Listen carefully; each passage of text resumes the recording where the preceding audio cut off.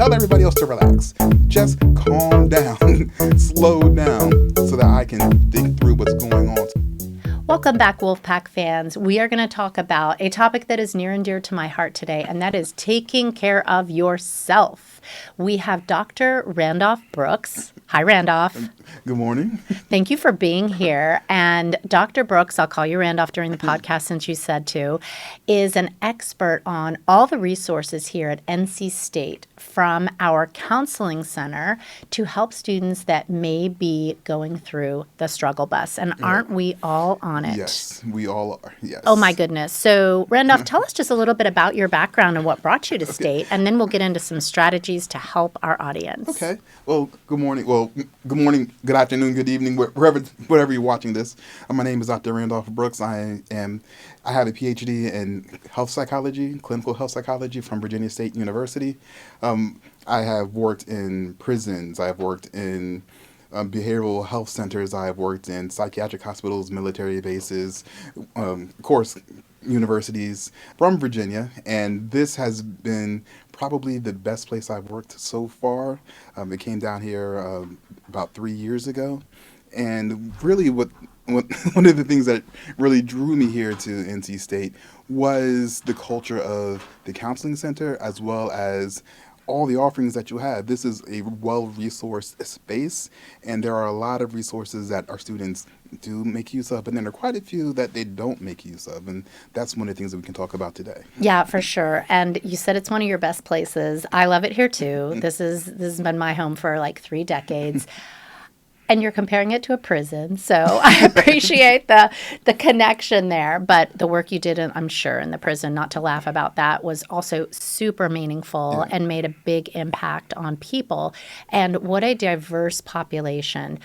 Well, let's talk about these college students. Traditional age, we've got some that are different ages, but for your typical college student, what are the biggest issues that they face that have to do with their mental and psychological health? Because you have a doctorate in health. That's amazing. Well, with our college students, and this is what research tells us from the Healthy Minds survey, anxiety, depression, stress, those are typically the top 3. Sometimes they may flip from year to year, but those are always the top 3 for maybe about the past 15 years. So we have students with experiencing anxiety. Primarily, it's just freaking out about things that haven't happened yet. So, what if so-and-so says this? Or what if Professor so-and-so does not like this assignment? When we're talking about depression, now, of course, anxiety and depression can both be clinical, but in this scenario right here, we're just talking about worrying about things that have already happened. I should have done that differently. I should have said this differently. I should have not talked to her. I should have talked to this person. I should have. And those stressors just tend to be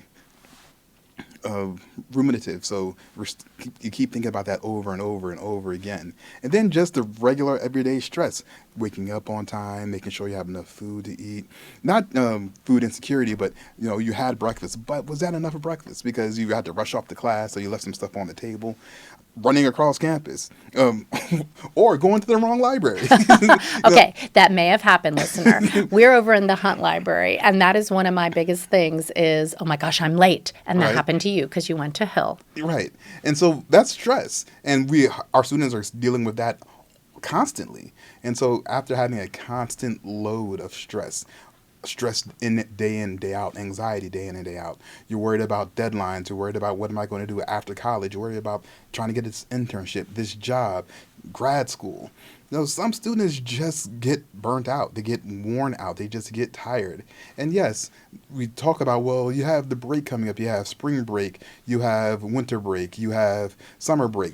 But for some students, the break isn't a break. It's like the wellness day. All my students will go, oh, we have the wellness day, and now I'm so stressed out because I'm behind in everything, and I'm just going to be anxious all day about trying to catch up, rather than take care of yourself, take a deep breath. Yes, and for so many of our students, taking a deep breath is something that's easy to say, but it's hard to do in practice because you have to really be intentional about it.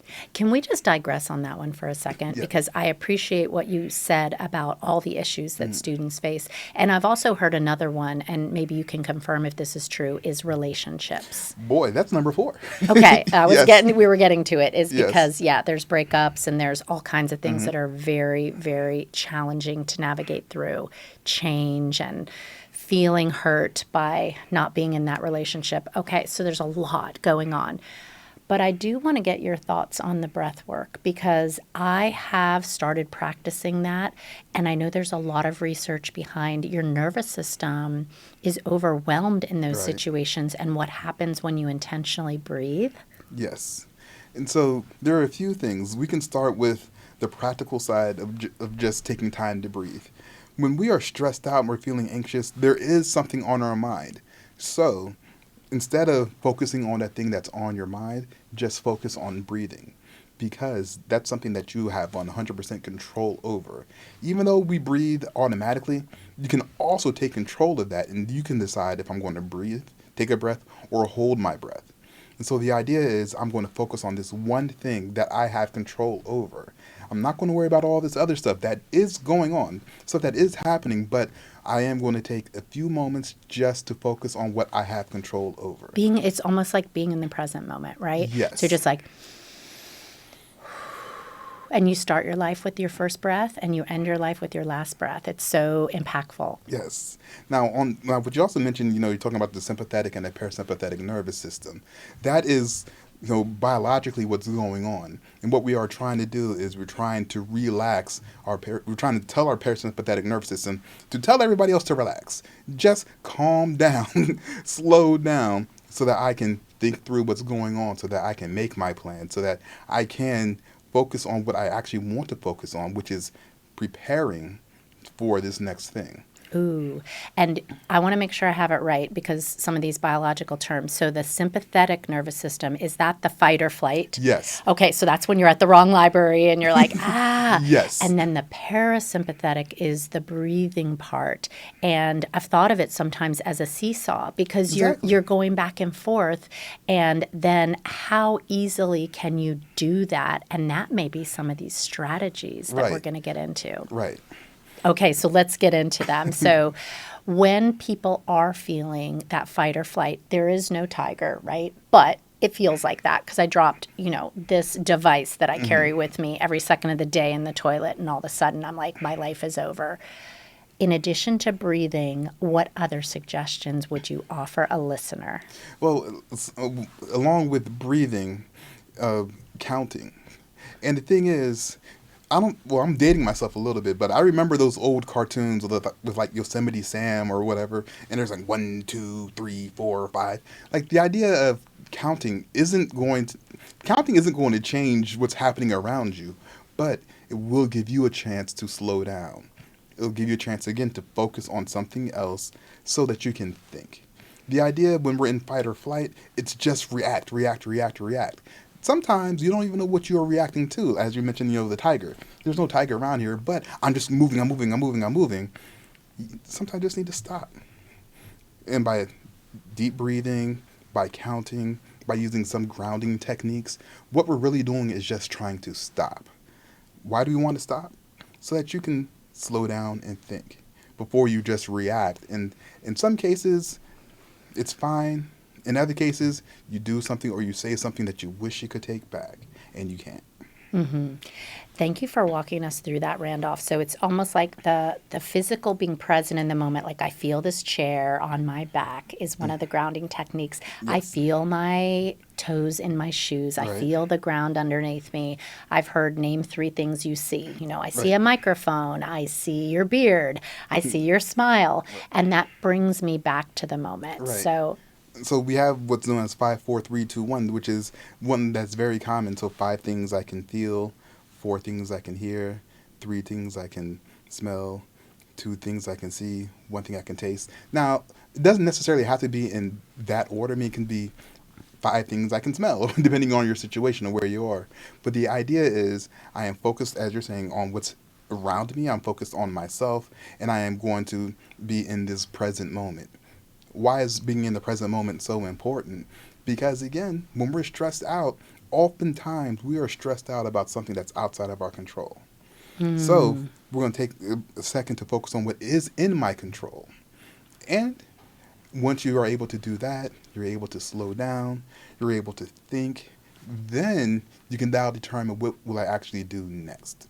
I want to double click on that circle of control. That is really important what you just said. And sometimes it's a matter of actually writing a circle down, right? Right? And saying, these are the things that I have control over today. What's happening in the world? It's stressful. A lot of our students are stressed about global situations going on. We have many international students, and that Right? can be very hard. Can you control that? And that's the point. Because we'll recognize that the thing that I'm focused on is the one thing that's outside of my control. But I can't control how I respond. I can't control who I reach out to. I can't control what I'm doing right now. But oftentimes we will focus on that one thing. It's a big thing, but it's that one thing that's outside of my control. And that's where a lot of our frustration, our anxiety, our depression comes. So, this word wellness has gotten lots of different reactions Hmm. from people. You think, oh, take a bubble bath or, go get a massage. But if you're doing those outward things and still nervously scrolling your phone, that's kind of missing the point. Yes. And you just kind of you put a pin on it right there. We're still scrolling on our phones. Now, there is a or there's a discipline in psychology called eco psychology that does well, actually, we have eco psychology and cyber psychology, and there are a few other newer, well, new being post 1980 forms of psychology that focus on these sorts of topics because you'll hear students talk about I'm doom scrolling, and then before you know it, they will say, well, I think I'm actually addicted to my phone. And so being able to put it down and be able to put it away so you can focus on what's around you and in your actual space. Because when you're over here in cyberspace, you're reading stories about something that's happening in Austria. You're reading stories about something that's happening in Germany or New York. And oftentimes, it's not the best story.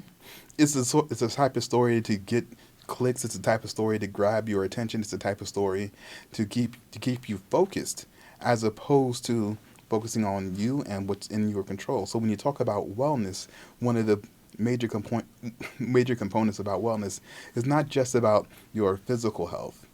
I mean, it is that, but it's also your emotional health and your mental health. It's a holistic approach to you as an individual. One of the things that we need to remember is that what may work for you may not work for anyone else but you.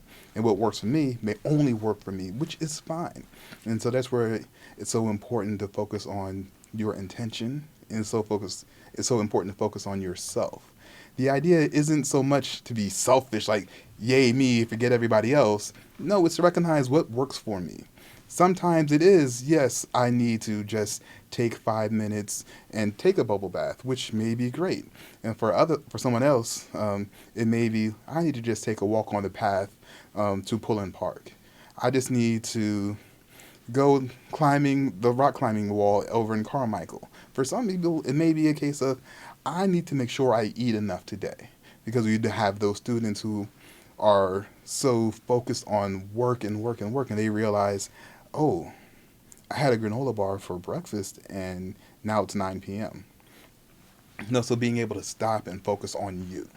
And that's really a big component of wellness. It's not about, buying jewelry or the newest perfume. I mean, if that's what you want to do, that's fine. But you also have to remember, well, what is the goal and the purpose of this? If buying jewelry makes you feel good, then okay, buy some jewelry. If buying jewelry is a distraction, that may be the problem. If it is a case of I need to focus on my physical health because I sit all day, I need to go walk. Take that 5 minute walk. Maybe it's an hour walk. However you look at it. The one thing that we want to remind everyone is that this is a prescription that's just for you. and it's not for anyone else. It's different for everyone. I hear from so many students that the movement is so helpful and so therapeutic, but it could be listening to music, it could be Yeah. petting your dog. When do you know that you're pushing yourself too hard? Because every student I talk to is like, I'm stressed out. And I always say, you are what happens in your voice after you say I am. So if you Yeah. say I am stressed out, you are stressed Right. out. You know, I am resilient and I am able to conquer the struggles that I've had my whole life. I have survived all the tough moments and here I am today. Those are different messages that you're sending to yourself. So when do they take their foot off the gas? Because Yes. they're all such high achievers. I mean, this honestly, I've been at 3 college campuses. This is one of the most stressed out I've been to. Right. And when you talk about how do you know, the easy answer, which is also kind of hard, is what are the changes that are happening to you? Are you paying attention to yourself? So, for example, you normally go to sleep at 9 p.m. every night. Man, that's nice. You normally go to sleep at 9 p.m. every night. Right. But then you notice, well, these past couple of nights, I went to sleep at 7 or I was up till 12. What's going on there? Why were you going to sleep so much earlier? Or why were you going to sleep later than you normally would? Normally, I eat 3 meals a day, but yesterday I only had 1 meal, or yesterday I ate 5 times. What we're talking about are these significant changes. Sometimes there is a reason. So I was up till 12 because I'm working on a group project and we couldn't meet till 10. Well, if that's the case, then okay. But if it's a case of, man, I don't know why I was up so late. I just know that I was. And then I couldn't wake up the next day. That's when you start noticing, well, there may be something going on. And for a lot of our students, that's exactly what happens. The problem that our students have is it's hard for them to set a routine that they can stick with. And it's not for the fault of the students, but you have some students, Monday, Wednesday, Friday, their first class is at 8 in the morning. And then Tuesday and Thursday, their first class isn't until 1 in the afternoon. So it's hard for some students to actually set a schedule that they can actually work with throughout the week. So like a routine that's Right. usual. Right, and so you'll see some students who will just say, "Oh, I'll just try to wake up an hour before class because that's the sort of thing that makes sense." But so that means you, on Monday and Wednesday, you're waking up at 7, and on Tuesday and Thursday, you're waking up at 2. So being able to set a routine that works for the week is very much something that our students could benefit from, but it's also something that's difficult because that means that on some days maybe you're studying in the morning and then some days maybe you're studying in the evening just to make sure that you're awake at a particular time. So again, it's something that we would say what works best for you. Sometimes just try it out. For a week, would it make sense for you to wake up at 7 a.m. and study? Maybe it does. Maybe that's a great time for you to study because it's quiet. Or would it make sense for you at 7 a.m. I'm going to go to the gym or I'm going to make sure I eat breakfast or whatever the case may be. The thing about it is there's only is what works for you and not for anybody else. But the Yeah. key is you want to do something that you can do consistently. Yeah. You want to do something in which you recognize that I can keep this behavior up from January 3rd or whenever to May 5th. The idea is if I can be consistent in this, then that is going to make my life so much easier. Such great tips. And as we wrap up our conversation, Randolph, would you mind sharing for that listener who feels overwhelmed? Maybe they're afraid to reach out. I mean, we will link up to the counseling center. We know there is embedded counselors in College of Engineering, and we know that we have the counseling center, but they might feel a little bit scared to reach out. Right. What is a great first step for them if they're overwhelmed? Well, a great first step for anyone who's overwhelmed is, you can make the phone call to the counseling center, but also just understand that you're already here at NC State. What does that mean? NC State thinks that you can graduate from NC State. That's why they admitted you to NC State. So they already have a lot of faith in you.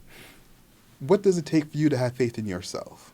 And this isn't supposed to be like a difficult question, but it is something for you to think about because having faith in you it's easy to say, but it's hard to do because oftentimes we think about the worst, we think about the negative, and I want you to think about you as your whole complete self, the wins that you have had in your life. the wins that you will continue to have moving forward. Because we know that there is greatness in all of us, there's greatness in you. When you talk about that first step, it's recognizing that there is greatness in you. And the point of mental health services isn't to say, oh, you are weak, because you're not. It is to recognize that, man, there are some supports that I have access to that I'm just not using. And when you make use of all the supports around you, you are that much more likely to succeed and get to where you want to be. What a perfect way to end. Dr. Randolph Brooks, thank you for being here with our Wolfpack Be Well friends.